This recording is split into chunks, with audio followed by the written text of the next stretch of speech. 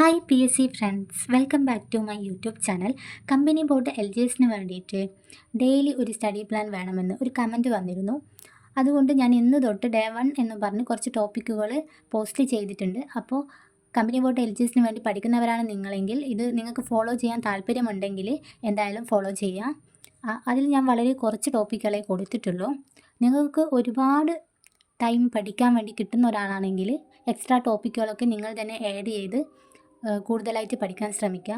വളരെ കുറച്ച് ടൈമാണ് നിങ്ങൾക്ക് കിട്ടുന്നതെങ്കിൽ ഈ ഒരു ഡേ 1 ടോപ്പിക്കൊക്കെ 2 ദിവസം കൊണ്ട് തന്നെ കംപ്ലീറ്റ് ചെയ്യാൻ നോക്കുക. പിന്നെ ഞാൻ ഫസ്റ്റ് സിലബസിൽ ഈ ഒരു ടോപ്പിക്കുകളാണ് കംപ്ലീറ്റ് ചെയ്യാൻ പോകുന്നത്. ഇതൊരു 10 മാർക്കിന് എക്സാമിന് ചോദിക്കാൻ ചാൻസ് ഉള്ള കുറച്ച് ഭാഗമാണ്. അപ്പോൾ ഈ ഒരു ഫുൾ ടോപ്പിക്കുകളാണ് ഫസ്റ്റ് കവർ ചെയ്യാൻ പോകുന്നത്. അപ്പോൾ ഇത് ഞാൻ കവർ ചെയ്ത് കഴിഞ്ഞാൽ ഏതെങ്കിലും ടോപ്പിക്കുകൾ ഞാൻ വിട്ടുപോയിട്ടുണ്ടെങ്കിൽ നിങ്ങളൊന്ന് കമൻറ്റ് ചെയ്യാം. അങ്ങനെയാണെങ്കിൽ നെക്സ്റ്റ് ഡേ ഞാൻ ആ ടോപ്പിക്ക് ആഡ് ചെയ്യുന്നതായിരിക്കും. അപ്പോൾ ഇന്ന് ഡേ 1 കൊടുത്ത ടോപ്പിക്കുകൾ ഏതൊക്കെയാണെന്ന് നിങ്ങളൊന്ന് ജസ്റ്റ് ചെക്ക് ചെയ്യാം. LGS ലെവലിലുള്ള എൻ്റെ കയ്യിലുള്ള മുൻവർഷ ചോദ്യങ്ങളൊക്കെ ഞാൻ പോസ്റ്റ് ചെയ്യുന്നതായിരിക്കും. അപ്പോൾ അതും കൂടെ ഒന്ന് ചെയ്ത് നോക്കാൻ ശ്രമിക്കുക. അങ്ങനെയാണെങ്കിൽ നമുക്ക് കുറച്ചും കൂടെ മാർക്ക് ഇൻക്രീസ് ചെയ്യാൻ വേണ്ടിയിട്ട് പറ്റും.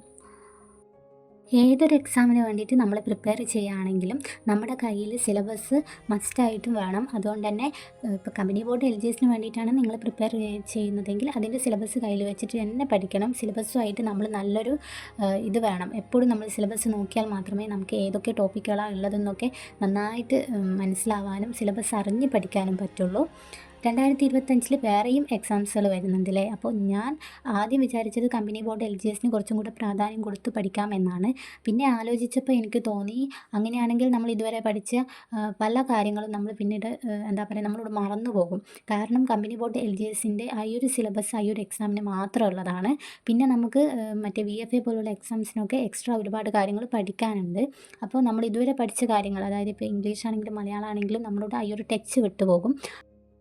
2025 നോട്ടിഫിക്കേഷൻ വരാൻ പോകുന്ന VFA, ബീവറേജ്, LDC പോലുള്ള മറ്റുള്ള എക്സാംസുകളില്ലേ, അതേപോലെ തന്നെ നമുക്ക് 2026 ഇനി വരാൻ പോകുന്ന ഒരു എക്സാമാണ് CPO എക്സാം. അതിനൊക്കെ വേണ്ടിയിട്ടുള്ള ഒരു പഠന രീതിയാണ് ഞാൻ ഉദ്ദേശിക്കുന്നത്. അപ്പോൾ അതിൻ്റെ ഞാൻ പഠിക്കുന്ന ടോപ്പിക്കുകളും കാര്യങ്ങളും ഓരോ ഡേ ആയിട്ട് ഞാൻ സ്റ്റഡി വ്ളോഗ്സ് ആയിട്ട് ചെയ്യുന്നതായിരിക്കും.